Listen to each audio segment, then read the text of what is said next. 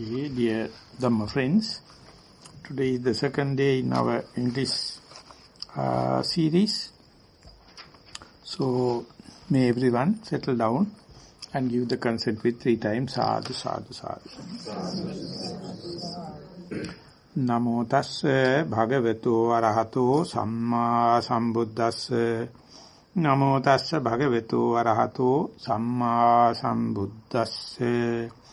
Namo tassa bhagavato arahato samma sambuddhassa. Pancai bhikkhave dhamme samannagato bhikkhu na chirasseva akuppang pativijjati. Dear Dhamma friends, we took this particular discourse known as Akuppa Sutta. You find in the book of 5 in the Anguttara Nikaya, and whereby the Buddha is telling, when endorsed with these 5 qualities, he is emphasizing 5 qualities, and he says, if someone is endorsed with these 5 qualities, in no long time a monk penetrates or into the unshakable. So, in short, if someone wishes to have unshakable mind, he or she must have these 5 qualities.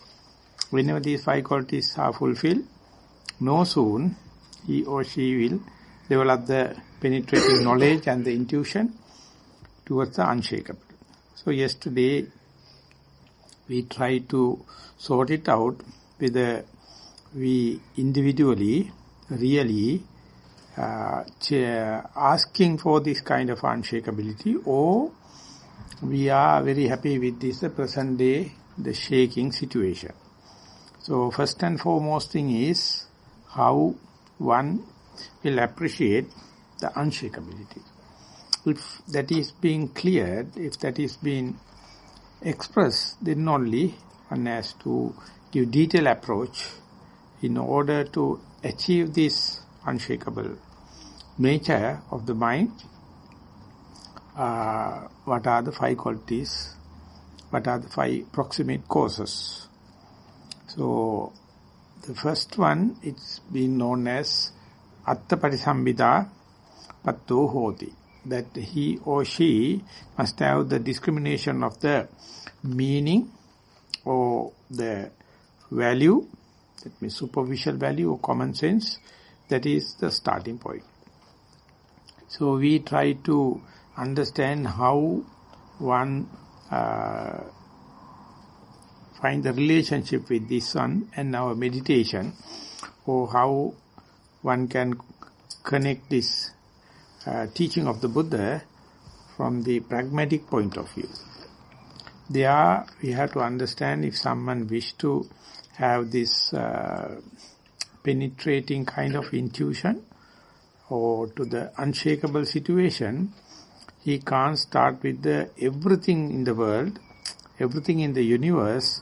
Instead, he or she has to select one particular object or one particular pivotal point or one particular reference point and try to be thorough about that particular thing, that particular object, that particular pivotal point, that particular reference point in terms of common sense.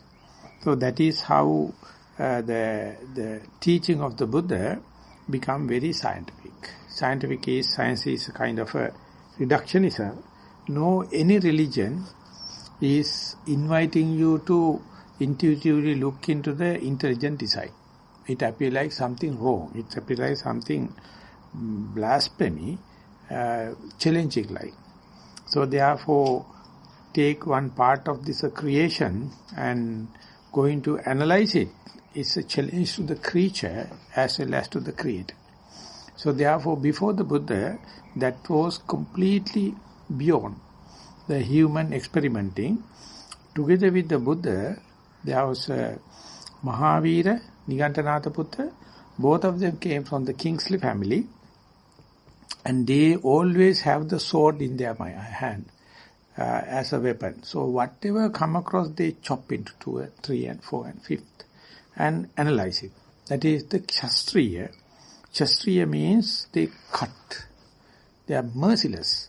So Buddha also well trained to how to use the sword. So it's analytical. So Brahmana, before the king's family became prominent, Brahmanas, they never dissect, they never analyze the creatures, creator. So therefore cut opening a human body or anything is appear like it's a taboo, forbidden thing. But the Buddha, as well as the Nigandanatha Buddha, it was a kind of a evolution in the human thing, specifically in the caste system. They start cut open.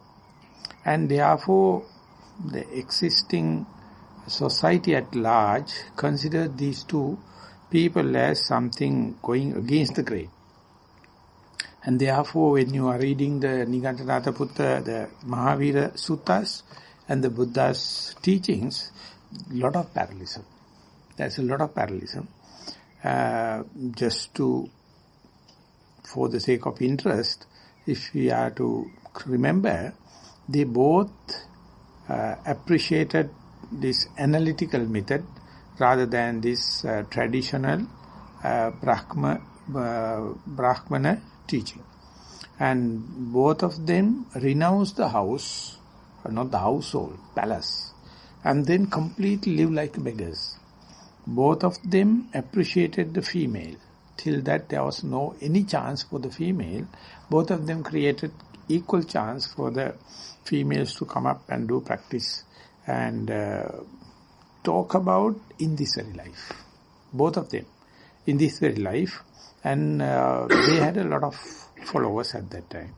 So Attapati is being prescribed. Attapati means one thing you have to understand, each and every atom in the world represents the whole universe. So if you select one atom and then study it, you study the whole universe. And therefore, selecting the particular part, the particular object or particular phenomena or particular benchmark or reference mark is something you have to do at the beginning. Otherwise, if you are going to select many things, that is what you call Kamasukallikana Yoga. Going for varietal entertainment, one to other, no end. So instead, select one pivotal point, one reference point, and then thorough upon that, that is, we can say, Attapati Sambhita. So the Buddha, going still further when compared with the Mahavira, he prescribed, take your own body as the pivotal point. You take your own body as the laboratory, experimenting ground. And he did it for so much of aeons of time. And in the last birth after the enlightenment, he took Kayanupassana, the body as the pivotal point. And therefore he gave value to the body more than a creature.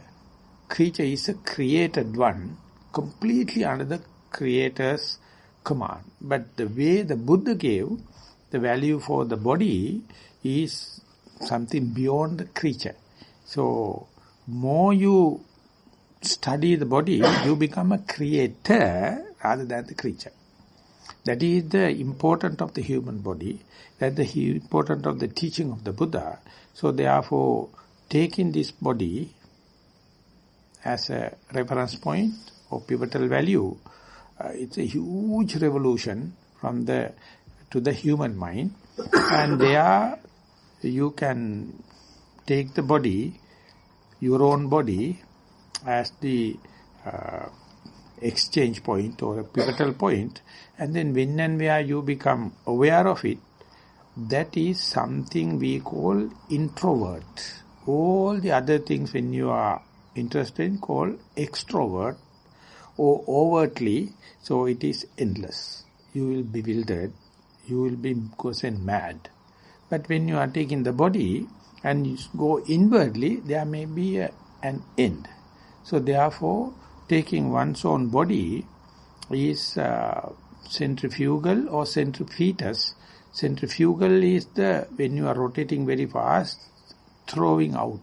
Centripetus means inward changing. So all the scientific tools we can use in Buddhism, scientific tools meant for extrovert, searching other things, but the teaching of the Buddha using the same tool, introvert. It's such a revolutionary thing. It appears like very simple, appears like very straightforward, but no one came out with that. Because people are interested in the outside things, that is what we call varietal entertainment, Kamasukallikana yoga, changing object to object, visual objects, sounds, smells, tastes, tactile sensation, and thinking completely outwardly. So it is sending mad. So they are giving this Attapati Buddha is giving a kind of an experiment that is leading inward and leading to an end. So therefore, whenever someone going to study, going to analyze, or going to be with one's own body, he or she end up with a situation very difficult to express the experience of the present moment. Whenever you become here and now, under the nose experience, you can experience thoroughly, but very difficult to express. That itself indicates so much profound about the present moment, about the being aware of oneself. So their Attapati must have the limitation, must have the aphorisms when you are looking look into your body, the present moment, what are the things you are supposed to look at. So therefore, masters and teachers, they prepared a lot of guidelines as far as the Attapati is concerned. So you can take the whole body as a one system, one unit, or you can cut into 4 elements, or you can cut into 32 parts, or you can take whatever the phenomena, and these things make the list of objects of meditation in the Buddhist literature. So most important thing is the breath, because all the other objects either samatha or vipassana. The breath is catering for the both. So this is a very simple, very important thing. And if someone is aware of it, he or she may start with anything.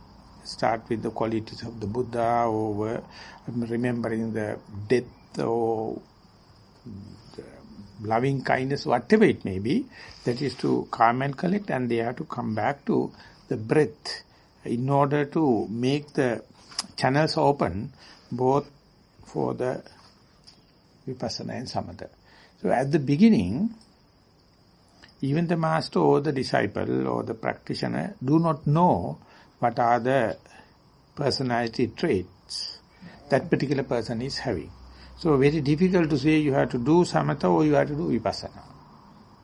You have to give a fair chance, and through feedback only one can read, or one can guess that his or her tendencies, his or her traits are more towards the samatha or vipassana. So one must not rush into. One must take a chance with the whole body or the breath body, and do it with wholeheartedly, and let the breath become face to face. And try to keep it as long as possible. Then only you can make sure, now I am here on the in-breath or out-breath. Or now I am sitting. The breath is much subtle, breath is much a tiny object than the whole body. And when and where someone is with the breath, he or she must understand the value of Attapattisambhida. What is the general understanding of the breath? What is the general understanding? The in-breath versus out-breath, to be more sharp. And there are the words, the way he or she is explaining, the listener can understand his or her mind is not with the past, not with the future, not with the other person, not with the other place, but with the breath, and they are also in-breath or out-breath. So that sharpness may start the journey. Otherwise you are talking about the cock and bull stories. No one can guess what is happening. So therefore both the parties has to agree upon this pivotal point, this reference point, this object of meditation. So first and foremost you have to define the subject, what you are going to talk about. Don't talk nonsense. You have to tell, now I am sitting, I am going to talk about my in-breath and out-breath, or I am going to talk about my rising and falling, or I am going to talk about the sitting body posture, or I am going to talk about the walking, and my attention is with the lower part of the body or in the soul. This territory must be very, very clear, very, very sharp. Without that, if you are going to talk about, it is something like painting a picture on the sky. There cannot be. There should have the canvas. You have to first define the canvas. So that very clearly, Attapattisambhida is stressing to define your object. And then you have to tell, are you successful to advert the mind or direct mind to that particular object you are discussed, and what are the ways and means if you have employed, maybe noting, or maybe directing the mind without noting. Likewise, you have to tell your method of meditation, your effort, your inputs to cope with that particular object. So that is very important. Otherwise, you may be imagining, or you may be hallucination, thinking you are in the breath. So it never happens because mind never usually go to the breath. It's a universal fact. Unless otherwise Buddha or disciple come and tell you, it's a very, very big journey. Starting point is very, very important. So therefore, please fix your mind to your body. Even if you have fair effort, it's very difficult. It goes beyond words. Without such an effort, our mind never comes to the here, now I am. It's a completely out of the picture. So therefore, when and where someone listening to the talk and being one's own well-being and try this particular kind of object and be successful, that story must be very highly highlighted. You have to tell, my object is breath. I noted when the breath happened as in-breath or out-breath. Or otherwise, I came to know the in-breath and out-breath without noting. So this is the part you are working out with the sum. And then what did you come to know?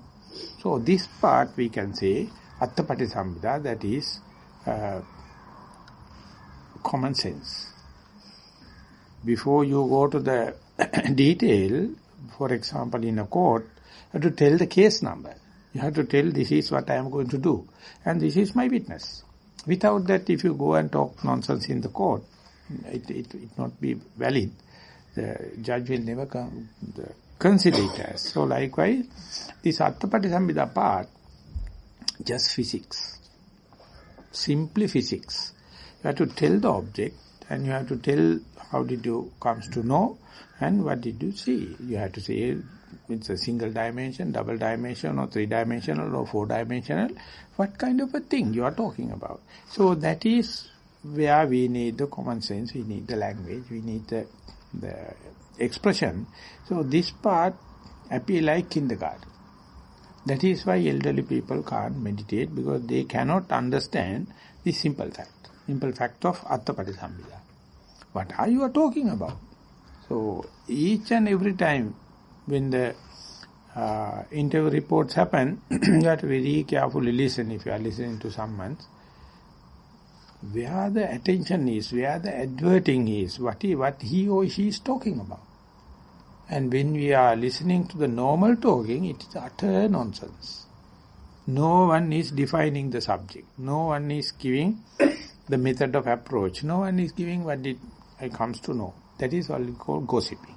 But instead here, Attapati you are defining particular object and you say, this is the method I use to go into that object and this is what I comes to know. That is what my experience. So if you are defining one thing, one particular part of the universe, that explains everything. But if you are not a meditator, you will never believe by focusing the attention to your body, you can be aware of the world. You can be aware of the universe. That's why the Buddha says, within your body, whole universe is there, and the cause or proximate factor also there. Don't look outside. Whenever you look outside, it is partial. Whenever you look in, one day you will hit the target. So therefore, many people go to the universities, go to the libraries and go picnic and everywhere outwardly. It's utter outwardly. Not that it is just a wastage of time, that you may develop some kind of a skill. But the day you be attentive to the inwardly, and there what did you comes to know is the part we call Attapati. So, from the economics point of view, whenever a person go to the market or see, he look into how to maximize profits. In order to maximize profits, he has more sense. So we call him an economist. And whenever a politician look at the situation, he know how to establish the power. It's a power hunger. So his interpretation, he knows the way to improve the power. And in the social people, to have the popularity. They look at it in a different way, but all of them are very skillful in their subject, but outwardly. They will never end it. But the yogi, in this particular sutta, he says he is looking inwardly to one's own body, here and now, and when you come into that situation, it's a huge achievement, even for split second, and then he or she has to give the methodology for the other person to listen. Because overall you can't explain, here now I am. It's such a profound thing. Not a single language can explain when I am here and now. So you have to tell, I understand here and now through the breath. I am going to understand, my primary object is the rising and falling. I understand my here and now because when I am sitting, I feel the pressure. I feel the touching point.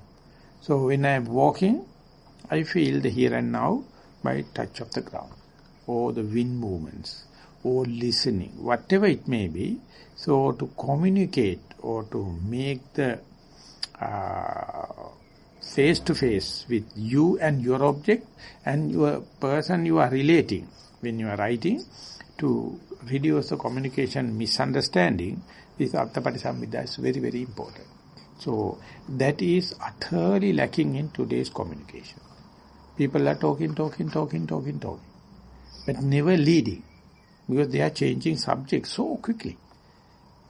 Just listen to two people and see how quickly they are changing the subject, where they start and where they end up with. And still they have a lot of things to talk, not finished.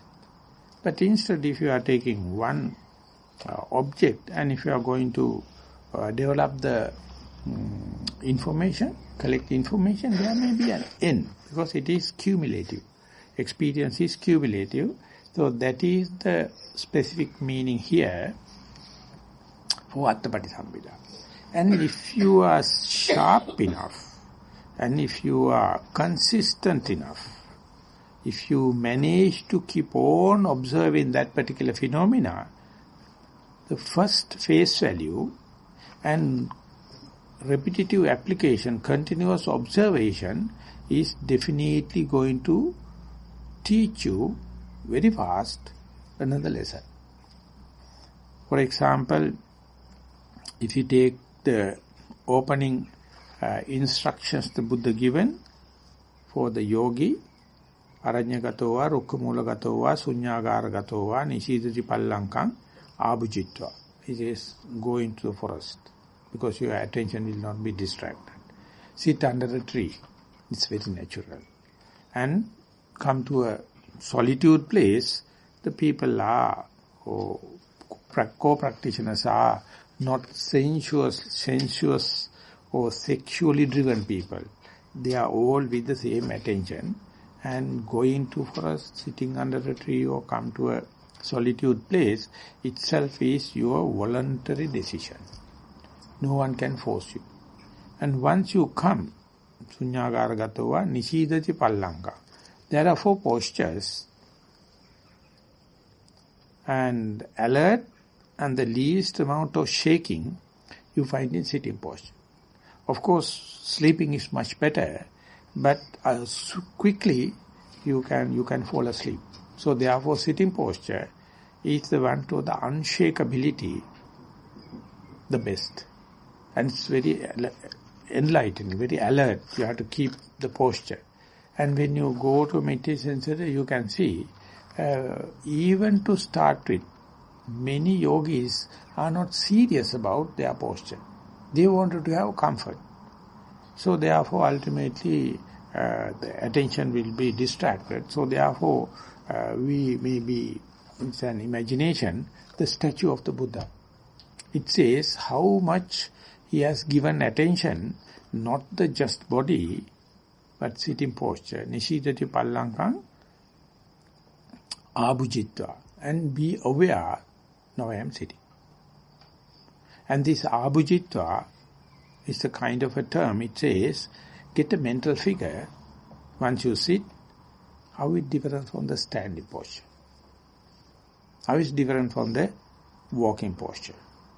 How it is different, how much it is different from the lying down posture. So that is the way abhujitva, abhoga karana. Abhujitva means that you get a mental figure because you are asked, if possible, to close your eyes. And then get a mental figure. This is the starting point. And therefore, more and more you practice, you will at least, at the beginning, give the alignment for your structure, your body posture. So that itself is no one, usually people don't consider. They just lie down and lean against a wall or something like start with. And ultimately it's inviting you to be lethargic. So therefore day by day, if you are trying to develop the common sense, or to say, Attapati-sambhida, sit in such a comfortable, symmetrical and relaxed position and get the figure. Figure it out. When I sit comfortably, when I close my eyes, this is my standing, my sitting posture. So that is the starting point. That is a huge loving kindness to your body. It's a huge value to the humanity. You are being a human being. So more and more you practice, you get the opening alignment very, very serious. So that's why many people relate it with the yoga practices to keep the body erect. Keep the body erect and take the figure. Take the configuration and it appear like a pyramid in the Cairo, or like an ant hill, or like a cheti. So that understanding, I am sitting and I know that I am sitting, this is the starting thought moment of enlightenment. This itself is enlightenment. Whenever you know that I am sitting nothing, any other show off, but to Attapati-sambhida, to understand or realize sittings as they are, that how when I sit comfortably, how do I feel? And that itself is Nibbana. And that is the starting point. And then Ujung kayam panidaya. The Buddha says, keep the body erect, because basically in sitting posture, your attention is going to the air element. That means the breath, or that means the respiration. And therefore your respiratory system must be erect, without bending. And if it is so, you may develop some abnormal situation. So at least at the beginning, ujung kayam panidhaya satim parimukang upattapetta. And now take the mindfulness as the forerunner. Not the faith, not the energy, not the concentration, not the wisdom. Sating upattapetta. My whole effort is to be alert, to be mindful, to aware that I am sitting. And that part, daily you must make sure. If you are driving your car, your own, it says, please, before starting the car, check the nuts and bolts. All the nuts and bolts. Check the radiator water. Check all the basic things, because once started, no chance. So therefore, before you start, you have to see the alignments. So likewise, whenever you sitting, whenever you are going to walk, taking this configuration is a kind of a loving kindness, very attention, paying attention to your body. So many people talk about metta, talking about loving kindness. They don't know how to sit. They don't know how to walk. And not giving enough attention. I am not only telling giving attention in sitting, but when you are mentioning in the report, these things must be indicated. I am sitting, and how when I just give a sit comfortably. And that is a starting point. And then sato vassa sati, sato passa sati. Once attention is, or mindfulness taken the helm, or it is given the upper hand, you breathe mindfully in and you breathe mindfully out. That means you are not seeing, you are not hearing, you are not smelling, you are not tasting, you are sitting, and the main thing you take it as the breath. Of course, some other may take it as the rising and falling, or sitting posture. So I would make a remark, if it is rising and falling, definitely it is vipassana. There is no chance for samatha. But if you are doing with in-breath and out-breath, chances are there for samatha and vipassana. So keep it in your mind for your general understanding, and see how many breaths.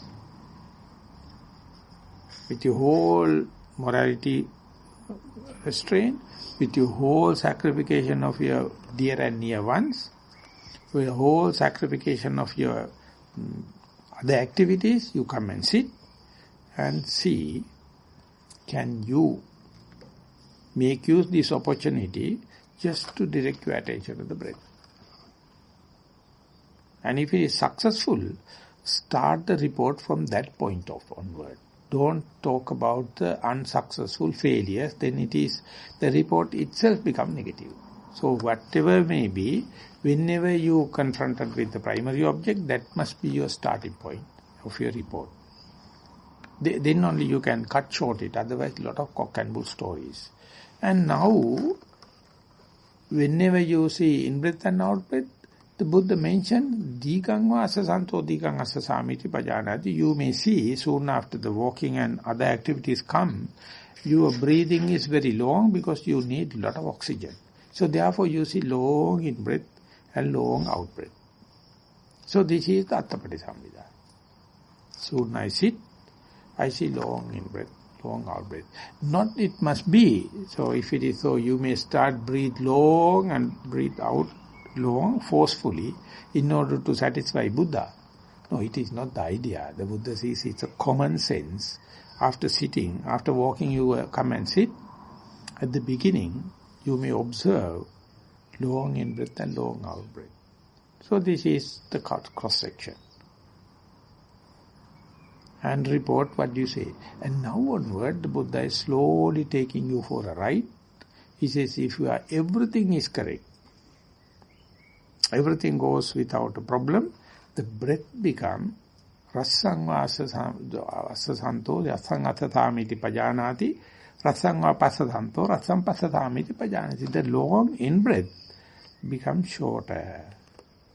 Long out-breath becomes shorter. Now you see the breath that you have fixed, breath that you have taken as a pivotal point, the breath you taken as the object is not no more an object.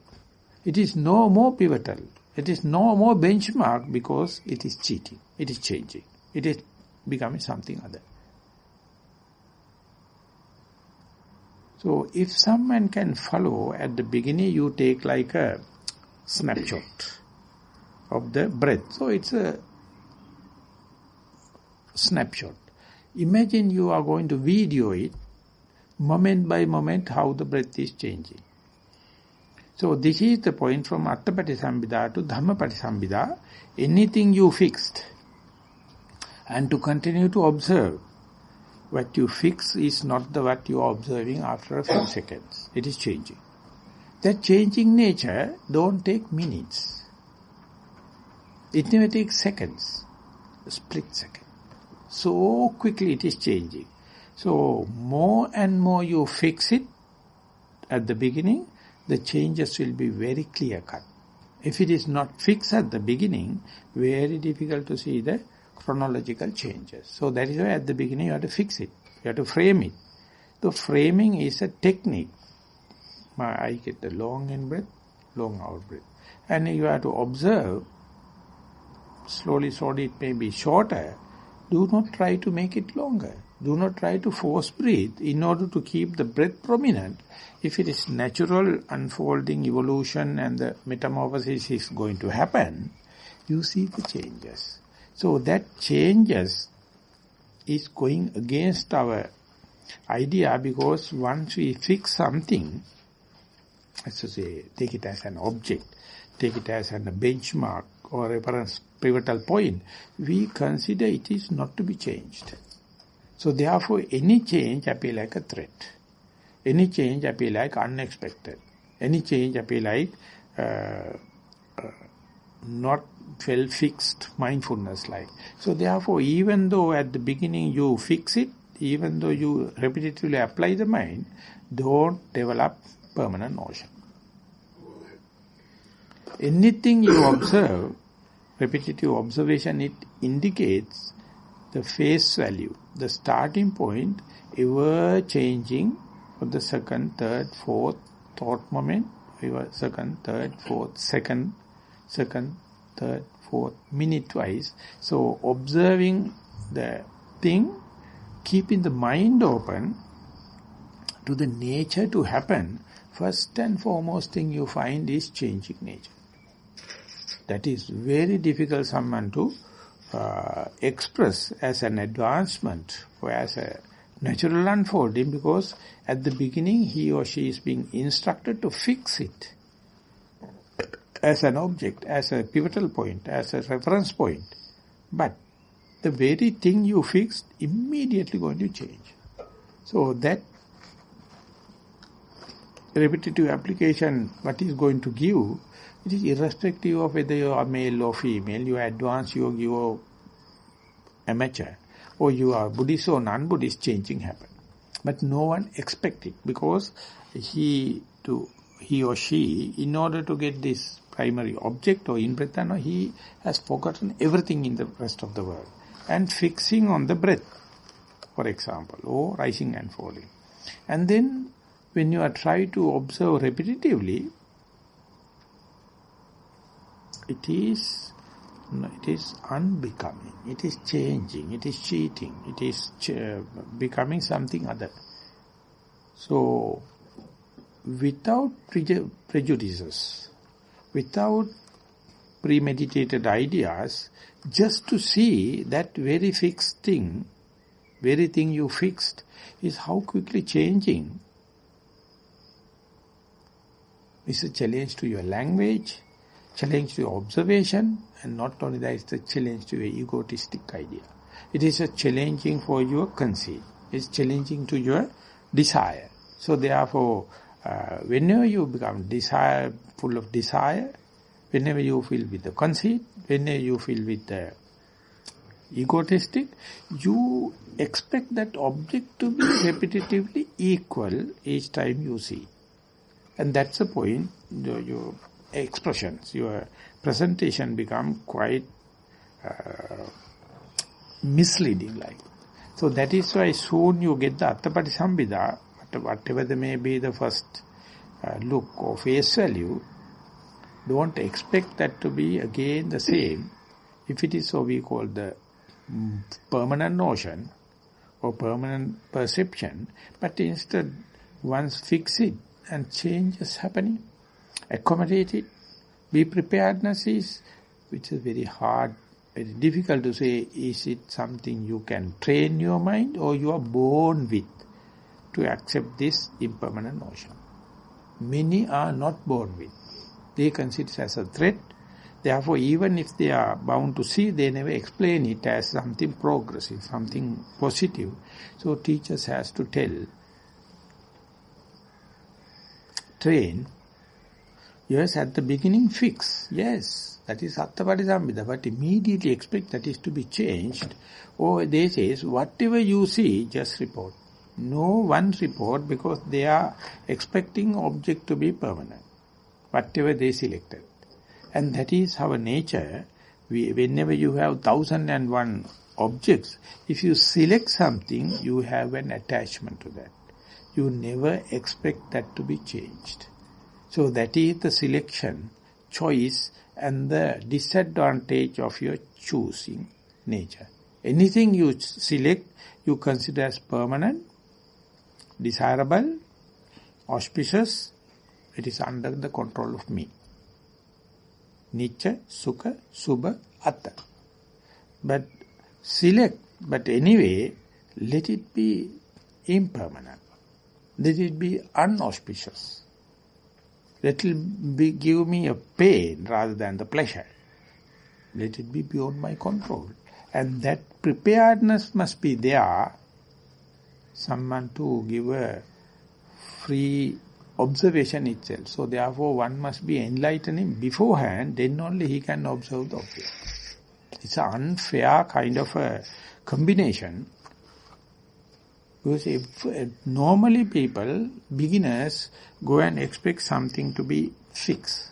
But immediately, soon he or she go into this meditation, immediately the changing going to happen. So they never expect it. So they think mindfulness is gone wrong, or my morality is wrong, or the object is cheating me, and something wrong. So them to report as it is, without prejudices, without preconceived ideas, is appear like impossible. Never mind. Because everyone is going this way. The day you observe continuously and ready to report the changes, a very remarkable thing happen. So to say, at the beginning you see in-breath stand by itself, it is never be the out-breath. Out-breath stand by itself, it never be the in-breath. So whenever changes happen, they become equal. That black and white become grey. And that change is, you feel like sending mad. Because you discreetly, discriminately understand this is in-breath, this is out-breath. More and more you to observe it, it appears like an air movement. And they are, instead of individual characteristics, the common characteristics about to happen. So this is what changing from the Atta Parisambhida to Dhamma Parisambhida. More and more you observe, more and more you fix, more and more you delimit it, they are stand itself by from the others. They have their own intrinsic characteristics, personal characteristics, individual characteristics. But whenever you about to see continuously, their individual characteristics disappear and common character going to appear. It appears like maddening. Very difficult for a mind to see. At the beginning you see this is not the other one is not this one. And more you practice, you find both have some common characters. So common character is more talking to the absolute truth. The individual character, the reductionist character, is talking about the common sense. So from the common sense to the absolute truth, this fast changing is difficult to track. Leave aside this thing and how to explain, how to put it to interview report, how to present it in a sequential order is a huge task. It's a huge task because we are our mind is developed utterly on the permanent notion. Education is, it's a data, it's a pixel, it's a bits of information. Each and everything is different from others. That is how the computer is working. You reduce that piece of data or the information different from the others. So in 1001 such pixels and the data come into being, you can have a number of combinations. So when the combination happen, you can't think about the individual unit.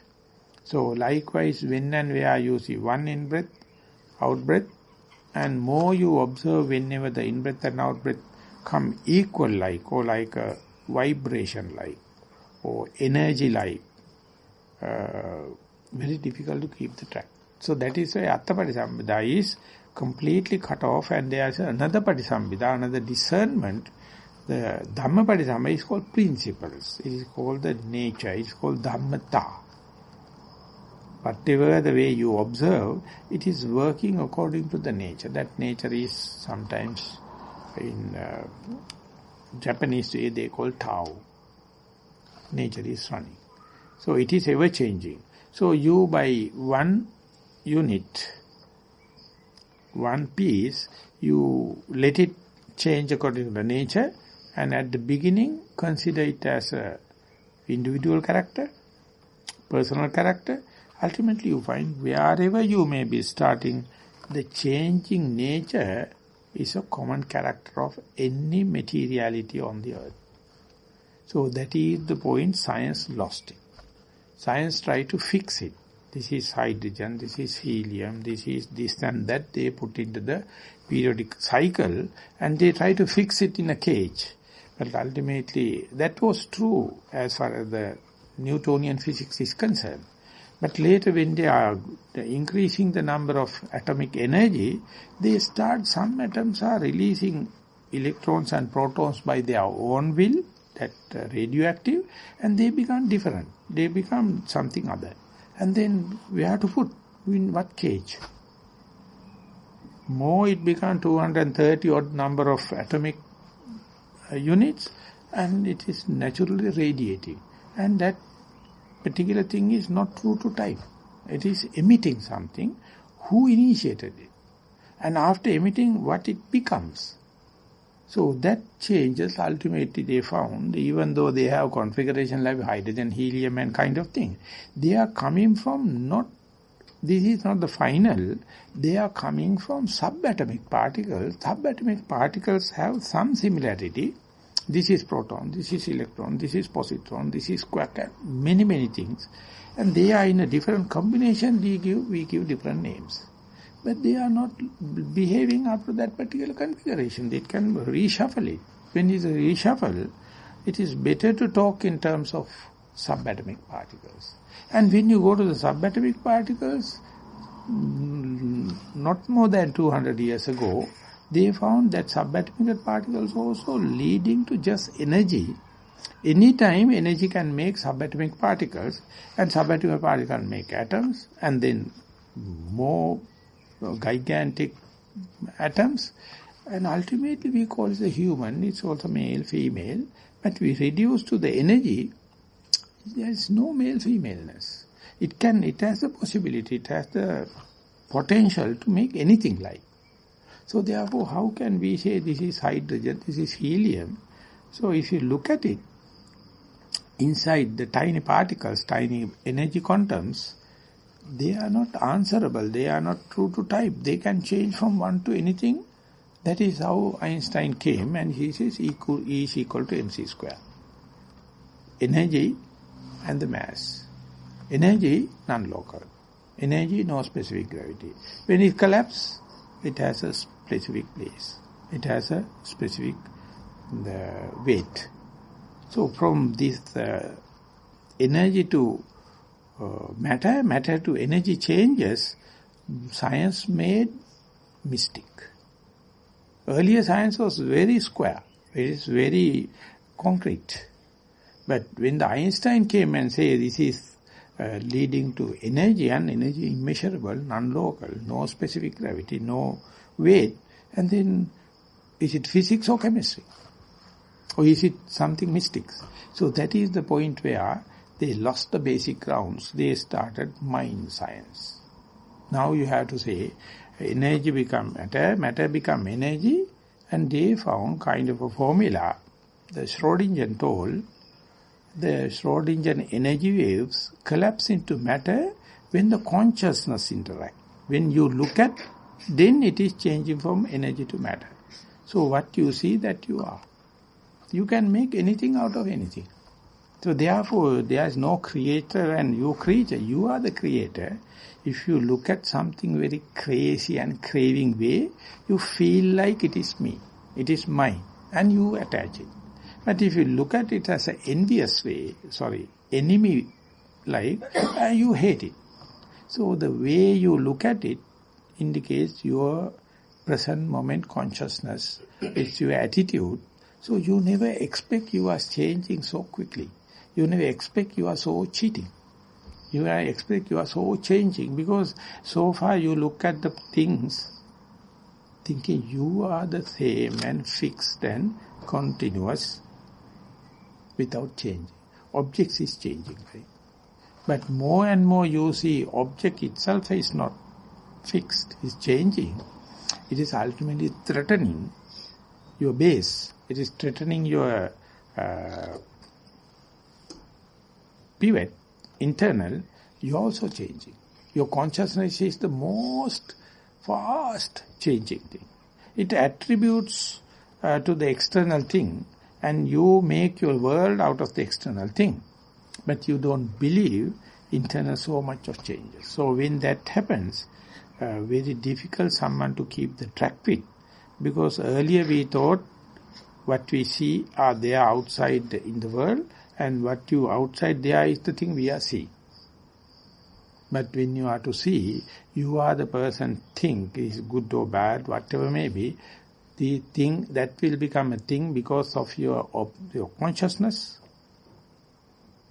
And science itself says they hide this fact for 100, 150 years without expressing, because then whole scientific base eroded. And then only Einstein, at the beginning Einstein argued against. He told, no, that observer is fixed. External thing is changing. And in the discussion only he told, not the external thing, even the internal, your consciousness itself is changing. So therefore what you are telling is not true even for a split second. Next moment it is something else. Because your mind is so quick changing. So through this external object, through the changing of the external object, if you are, even if it is boring, even if it is monotonous, even if it is uncertain, even if it is leading to fear, if you are to observe again and again, that fear is, that uncertainty is, because now you start to feel there is no something called me, it is just changing, it is just energy. So accepting that, you must have Dhammajiva, you must have the principles of the world, or Dhammata. So to Attapatisambbhida to Dhammapatisambbhida, that means from the common sense or the external face value, to understand the things are how quickly changing, how much we are attributing names, attributing signs, and ultimately making stories out of that, fabricating, and we end up with mess up. Instead, because we are not accepting changing nature, so therefore which is fixed formulas and fixed shapes, fixed manners, fixed nature, natural thing, but ultimately you have to understand they are true, but only momentary. For that moment it is true, next moment it is not. So this change, Atthapatisambhida to Dhammapatisambhida, can happen anytime, it is happening, but our language is so fixed. Very difficult to, the limitation of the language, very difficult to express this hot changes. Language is kind of a corrupted thing. Language is kind of a blockage. So that is why Nirutti Patisambhida, Nirutti means that how do you express it? How do you communicate it? The third one is you feel in the meditation any language. At the beginning it is very important to write the reports. Ultimately language becomes a barrier. It can carry to a certain extent, then you have to understand language is not omnipotent, omnipresent. It has its own limitation. So that is another reason by talking only you get committed. So therefore, don't express yourself. Wait and see another moment and see what you are going to express will be changed in the next moment. If you are observing in a scientific way, in a very open-minded way, the changing nature or this changing situation, you feel dumbbound. Anything expressed, next moment is not true. Everything is changing. So therefore, changing nature is not changing. That's why the Buddha says the truth. Changing nature is never changing. This is the only thing never changing. So therefore, don't commit. Wait another one moment. Wait another one moment, that is called anupassana. Look at it again and again, and that is called vipassana. So, a fool, or an idiot, or a square-minded person express quickly. And he is not waiting to observe the same thing again. So what is expressed is being changed. So if the other person comes and says what you have expressed is changed, he will fight with the person. He will never think, if I am patient enough and critical enough to look at the same thing again, I will agree with him because he says it's changing. But we will not. We say, no, this is my observation, it is hard and fast. That is what we call the idiotness. That's called the foolishness. So therefore, there is a third aspect in this game, Nirutti Patisambhida, your language. How do you communicate with? So you can communicate, you can say this is the way I observe, may be true or not. For the moment this is it. If it is so, no problem. If you are going to say, no, this is what happened, you have to follow me, this is the way it happened, this adamant nature, this coming from your conceit, ultimately the person with the neutral observation understand the foolishness, understand the idiot nature, understand the conceit. They are talking. And read the paper. Listen to someone. Everyone is trying to force. They try to convince. They try to tell something. They are in an impatient situation to talk. They are not patient enough to observe the same thing again and again to see. Before expressing, should I verify it again? No. That's called patience lead to Nibbana. If you are impatient, you will express, ultimately you get committed, you have to defend what you have expressed. So this is the whole adult psychology. Adult psychology is called reasoning. You express it. Ultimately you give 1001 reason why I expressed like that, how it happened and kind of thing. But if you shut your mouth up and observe the same thing that you are going to tell, you will never talk. Before talking, you know it is changing, the changing nature. So the Buddha says, whatever to express, Satchato, Thetato, Attasanghito, Priyato, it must be something happen. It's something reality. Don't think that supposing and hallucination and all the kind of thing, all the thing appear like it is going to mystics. So if something happen, it's worth talking. And tell it without exaggeration, without camouflage, This is what it happened. And the third one is, the listener must have some practical utility value, otherwise shut your mouth up. You are disturbing. It must be Atta Samhita. And he must accept it happily. Don't try to convince. So then arrogance, then everything happened. But even then, the Buddha says, I mark time. Even if it happened, even if I am telling without exaggeration, even if it is helpful to the other person, even he is happy, I mark time because his maturity must be there. Therefore, when you are talking Dhamma, don't pour into the upside down cups. It's your mistake. It is not the Dhamma mistake. When you are going to the Dhamma Patisambhida, no one can understand because people stop at the common sense or face value, and when they are to penetrate, must be very patient. They have to look into the same object repetitively. And even then, before expressing, he must consider, should I wait and see once more or just get committed? So when Jnanananda says, whatever you do, you must have your critical outlook. You must, before expressing, before doing everything, just have another patient look, and then only you can understand.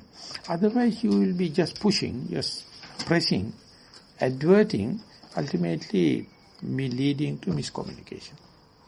So that is why all the religions in the earth are undergoing 4 stages. When the master is there, he can give lucid, direct explanation. But the master gone, disciple starts kind of commentary. He says, this is what the master thought. No, you think like that. I am thinking, I know the master, he is different. So then, second time, you start sectarianism. And then, religion. They make out of religion out of that. And then onward, you can't wash and clean. Now, the Catholic Christianity, they have undergone, they explain Max Weber, is giving 4 stages. And one of the Sri Lankan person, he says how the same dirty thing happening in the Buddhism. The real thing is the nature. It's nothing new Buddha disguise. This is the nature. Nature is changing. And you are going to make formulas out of that, you are going to make theses out of that and everything, and then that is the way you try to fix it, but it is not listening, it is not true to type, and ultimately suffering. If you understand nature changing, no problem, because changing is not my mistake, it's a nature. And then it's a truth of suffering is a acceptable universal truth. Not inflicting myself, inflicting or lowering myself or inferiority to myself.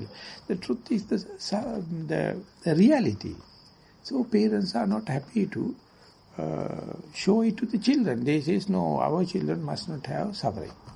And teachers are not happy to show this thing to the disciples. Kings are not happy to say suffering. So therefore they make a situation whereby it appears like the whole world is no death, no old age, no sickness. So every sick people must go to a hospital, otherwise healthy people must be accused. All the old age people go into the house for elders, mad people into the asylum. And street must be full of young, robust man and woman, and the cars and clean, and this is the world the God created. So we are very happy to live in that camouflage rather than going to the India. The person is dying there, the other person eating here, no problem. Accident happened, the carcass is there, that's it, no problem. And the next vehicle go over it. That is India. And all the dirty things and the good things are very close by. So we call that an undeveloped society. And we call this is the developed society because it's utter camouflage. That is the way the Buddha, that's the way King Suddhodana make it for the Spring Siddhas. Not to see old people, not to see sick people, not to see carcasses, and not to see renounced people. So he is kept inside. So when you come to a town like this, exactly the same. each and everyone is mad, but anyway, they put into the asylum. And you put every side, you see the advertisement? All the young people and girls and boys, they are in the, who run the world, girls, who run the world, girls, you know. They are. We are the people running, because the old people are outdated. Sick people, they are outdated. Elderly people, outdated. Monks, no use. And the other one. So how much we are appreciating that as the development, technology, Western world, first world country. And go to India or Sri Lanka, you find everything is in the same, this thing. And death is there, old age is there, sickness is there, mad is there, they are living in the same house. So this is the way the God became very popular than the Buddha. This is the way, because he knows, not the God of course, the people make use it, he knows the people are crazy, they are behind the desire, and they are ready to sacrifice anything for this pleasure principle. So therefore, whenever the Attapati-sambhita becomes Dhammapati-sambhita, it is not the result of meditation. It's a neutral observation. It's a repetitive observation. Whether you like it or not, it is happening. So our language is not meant for that. So therefore, Niruttipati-sambhita means how to express it. That is, how to articulate it. No one can do it. That is the most important thing in the Buddha, is having so much of, the knowledge and the compassion. He know how to use the words, and therefore all the utterance and the teaching of the Buddha, they appear like sacred. Because he never misused words. The way he is presenting is very nice. So therefore, when you come to the Attapati-sambhita, easily we can explain, more and more you meditate, how much you become skillful in writing your interview reports. Beginners, they don't know. They are just like a babies, or we can say elders learning the second language. Like after long time only you will understand how to meditate and what to report. By that time you are already enlightened. After enlightenment only you can really express. Till that you have to do only one method, that is trial and error. But our conceit never allow us to do it. We want to do first and foremost, at the first time we must get the full marks. It never happens. So therefore, when you are coming to the Niruttipati-sambhita, you can understand the expressibility. When you are writing a thesis, when you are writing a research paper, you can understand how much it must be the sensible, how much it must be sequential, otherwise you will get failed. Exactly the way in interviews, you must be writing what is your first impression, and when you are observing how much it is changing, and how much your language is rich enough to communicate it to the other person. It never happens. Only we can do some improvements when compared to yesterday. So therefore we have to keep on doing. While doing only, you refine it. So that refinement, it's simply you can put into, it's a matter of time. You have to do it again and again. So anything you have done, so-called mistakes, never become mistakes. Because otherwise there's no other way.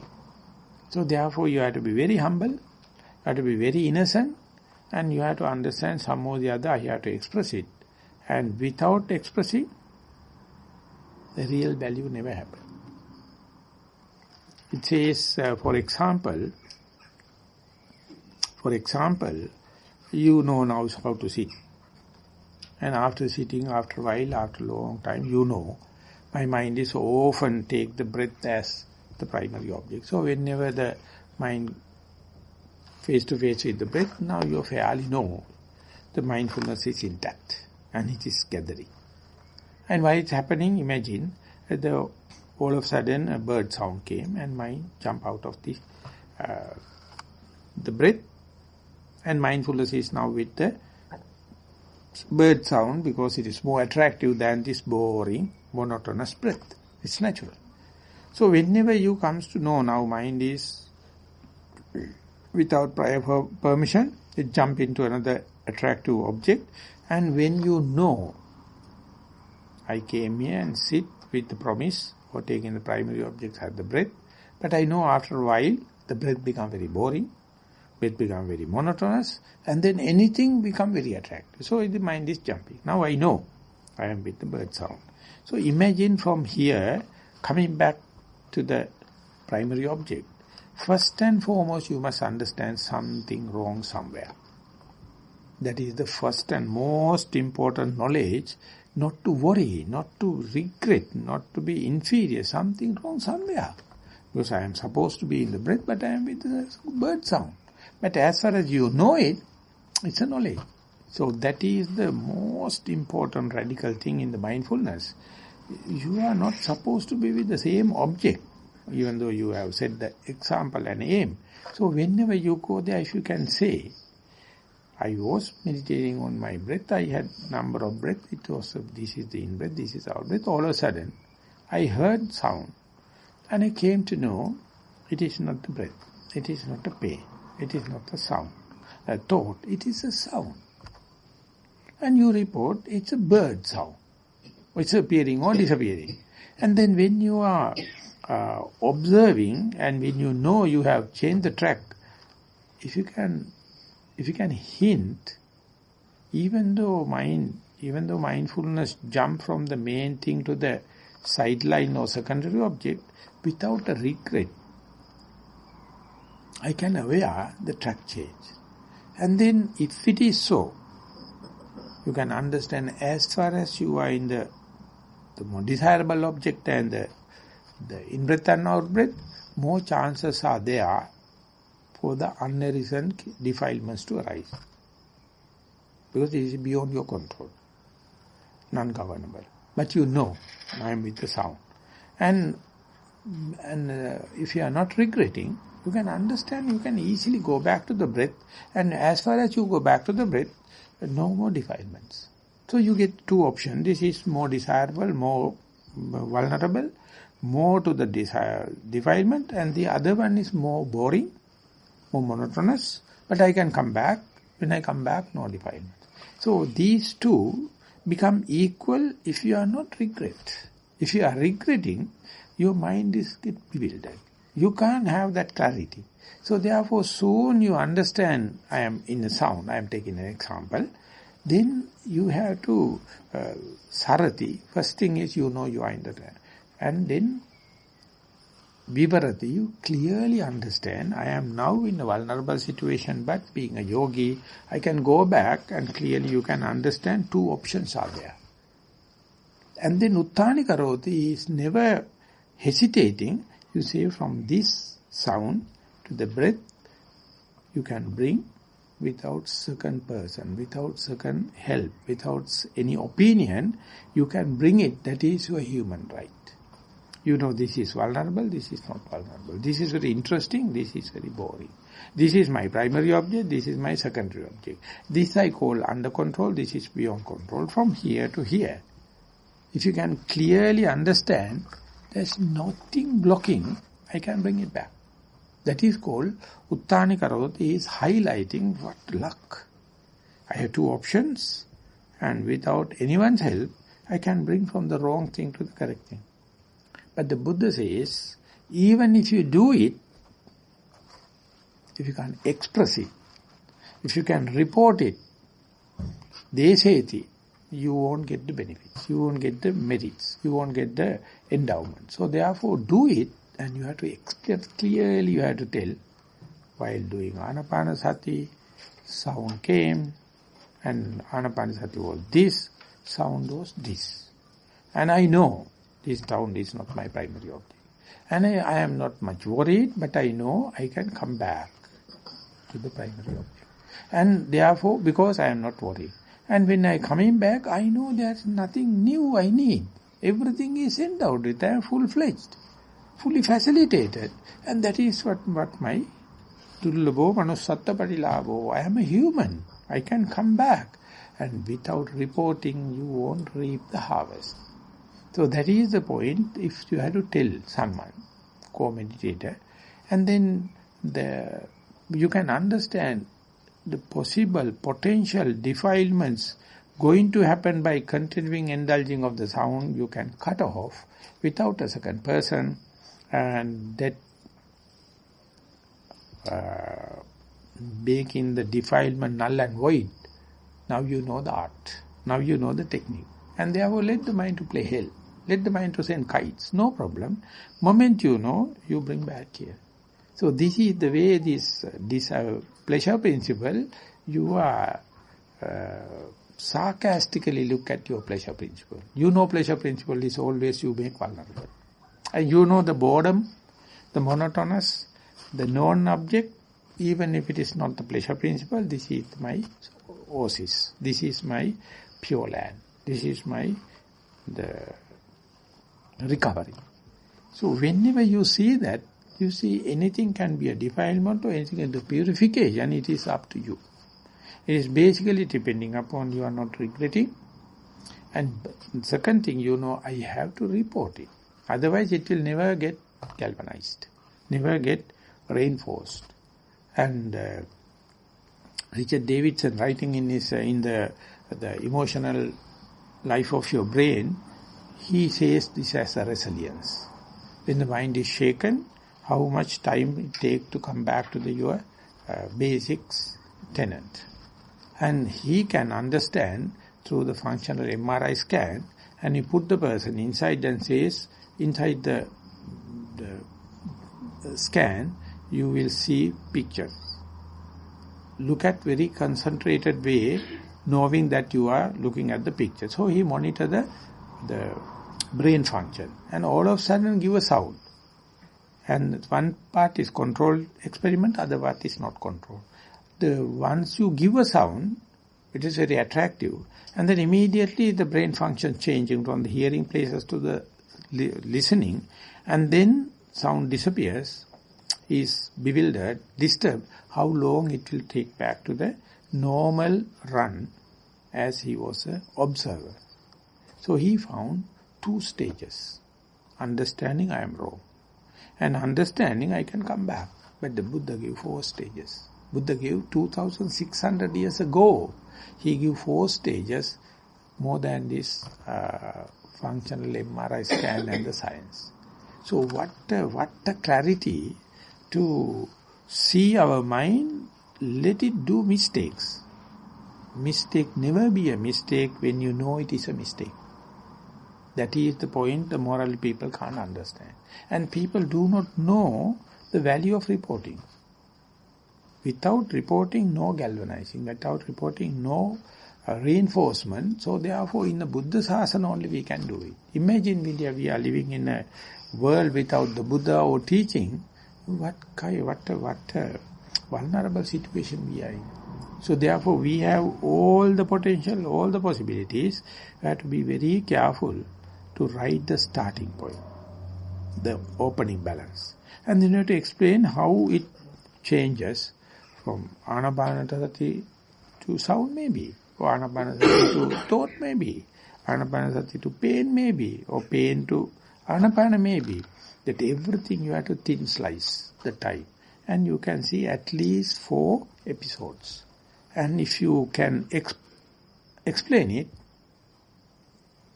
that definitely you can say you are on the first mugger or path, definitely, because you explain without value judgment, without judging you wrong or correct, without regret. So that is what you call the scientific way. This is what you call the open-minded way. So for that you have to understand the opening balance, the common sense, the face value. And we give a chance, and when it's keeping the track with it, it itself is changing, and some other objects come and track also will change. Whenever it happens, your task is to resilience. How quickly you can go back to the starting point. And that is called tapas, or that is called the ascetic. That is called the value of your meditation. Let any disturbance happen, no problem. And immediately when you comes to know, if you come back, it is called, there's a doll for children, we call tumbling kelly. And when you kick it, it again stand. Whatever you throw it away, it stand by itself. So in Burma, every meditation center, they have a tumbling kelly. And kick it. It will come back. And again you kick. So this is called resilience. Even the tumbling kelly can do it, but we bloody fools can't do it. Because we think it is not done. We are very,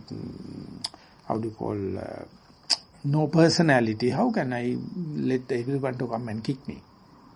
Let anyone to come and kick. We are sons of the Buddha. We are the daughters of the Buddha. The nature is to kick, but our way is to come back. And don't think, if you do not know about the tumbling kelly, it's called Pittai Dai in Burma. I bought number of dolls, but when you are keeping in Sri Lanka, it's too much of humidity, they dissolve. The papers go out. But plastic one is good. We have some penguins, tumbling kelly. Imagine a flame. Imagine a flame. If there's a cross currents, the flame is moving.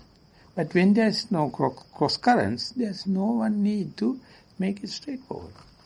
So likewise, whenever the Nissarana is working, our mind is shaky. When it's become no Nissarana, cross currents, it will be unshaken. So unshaken nature is the reality. But we take flickering as the reality of the flame. So much we are fooled. The flickering is due to cross currents. So if you have an electric light, no flickering. The oil lamp, flickering is there. But whenever there is no cross currents, unshakability coming. Unshakability is not something you are earning. Only thing you try to do away with the cross currents. So it is happening 1001 times in one city. Everyone considers a mistake. No one thinks it is something to be reported. Even if you are reporting, you do not know how to report in thin slicing of time and episode-wise. The day you understand, day you report it, you become the best orator in the world. Any place, any people, you can go and talk because you know you are talking something you know. It is not artificial. It is not second-hand. All the other people, they have to have prepared because they have to lie.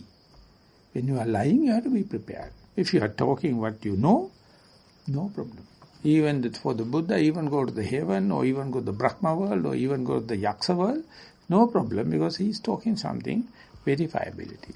So therefore, don't think about by reading books or contemplating, going to give that kind of direct touch. They are necessary, they have limited value. But the day you express yourself, what is happening, is the way is mind going out of the situation, and this is the way come back. And if you know the way come back, why worry? Let the mind to send kites, no problem. Whatever the defilements you are encountered with, whatever the misdeeds happening, everything becomes null and void. So you understand the power of mindfulness. Power of mindfulness is defined as pamade na kampatiti sati balang. Even you become unmindful, main thing is not to worry. Then you can recover. If you get worried, you can't, your mind is not healthy. Your mind is not sequential to recover. So therefore this recovery part, if you can teach it to our children, nothing to worry. They are endowed with this. But we are completely blocking it. To recover, we ask others' helps, other formulas, other theorem, other specialists. So they become paralyzed. They have their own recovery capacity, each and every human. So therefore we are with the same potential, equal potential, even possibilities, but we never try. We never try. Our brain never work because of this technology, because of this expert. Because of this event management specialists, they do everything for you. So you have to just wait and you will be idiot. utter idiots, no common sense. The joke is you don't have common sense. It is becoming uncommon now. Common sense is so uncommon, so someone has to come and say, this is done, it's not done. And you don't know. As far as diligence is concerned, you must not negligent about doing what you should do. So that's what we call duties. But equally you must understand not to do what you should not do. That part is never addressed in the present world. We are very expert doing something, but by doing, you are mishandling. Lot of misdoings are, not to do things are happening. So that is the part we call moral shame and the moral fear. That's completely becoming eradicated for 200 years due to this bloody fool system called science. More and more science goes, no fear, no moral shame. And they are going to get the PhD and all the kind of thing, but they don't know how to do simple tasks. At least how to walk on the ground. No one can do it. They wanted to have shoes, and they wanted to have the level grounds, and they wanted to have all the kind of thing.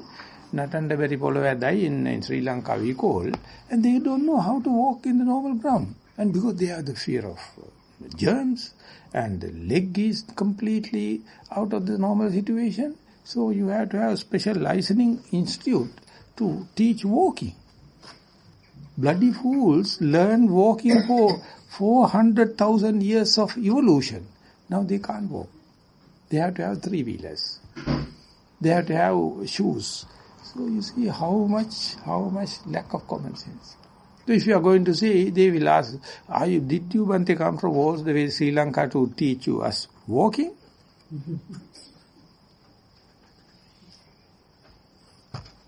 When you go to the top class schools, whenever they touch the ground, it's a completely new thing. They have never experienced. One person told that after 40 years, today only I remove the socks and walk because my wife says, you have diabetes, if you are going to kick or something like that, if the scratch happen, it will be the end. But I know by walking you can get rid of diabetes. Just walking. So the way the Buddha cut across, the prince, the king, came out of the palace, live like a beggar, and show, you see the potential of your mind, see the body knowledge, it is more expertise than anything. So therefore, knowing the common sense and the change, evolution, when you observe one thing for a longer time, and that all embedded already in the packet. It's in your package. But you never use because of the support services, because of this event management, because of the other people come and help, and you feel the fool, you also going to help others. That's a double-fold foolishness. Let the people to handle as the things happens. And if necessary, you can give an advice. If impossible, you can give. But we are, without doing it, we are doing everything. So ultimately people loses its own. And when I am practicing, I can't say practicing, at 77 or 78, Dr. Parakram Fernando came to me and told that a lot of things he told, and he told human beings, they claim this earth is the Manussaloke. It's a human earth. Because they are the people predicting and formulating the constitutions and governments and everything. But if you ask a cockroach will tell it's a cockroach world, because they are very efficient than human. And they are the last beings to die. Human will kill off, die off. But you think that if the humans are not going to happen, will other beings are going to suffer? No, they will be happy. Because humans are really distorting this. But he told two exceptions. One thing is the goldfish, other one is the silkworm. They too completely spoiled by human. They don't know how to earn their food. Goldfish, they can't live in the normal world. The silkworm, Never. They are associated human and they have completely lost without human. All the others will do. Imagine you bloody fellows are not at home. The household is how happy they are now. You all are not there. If you are there, you got 4 fingers and do this and do that, and the household, your other family members, utterly in desperation. Now they may be throwing parties. This whole half-hearted and mad people, they have gone to retreat. So they will be happy. So now Nissarana is utterly happy because I am not there. I know before coming, I say, now I am leaving for 2 months, do whatever you like. So if you are not there, the world will be better. So therefore don't worry about the others. They can manage their own thing, mind your own business. Be mindful and you see what a wonderful life, what a picnic. Rather than self-imposed or vested interest you are thinking about, it's an utter dream, imagination. So therefore, the day you know the common sense and to go into the law of principles, then you see your egotistic contribution is null and void, negative. It's 0%. They are happening. But you have to be observer, very clearly the phenomena, thin slicing of time, and the expressibility. The expressibility is something extraordinary human. Atimanusikai, adimanusikai. So that expression is making change. So therefore we must not only practice, we must understand how to explain what is happening without a value judgment, without preconceived ideas, without premeditated, then that report becomes very revealing. So I would like to sum up the talk today and to go further with the other rest of the points in time to come. I hope these things will make our journey not like a regimentation, like a hobby. Thank you very much for listening.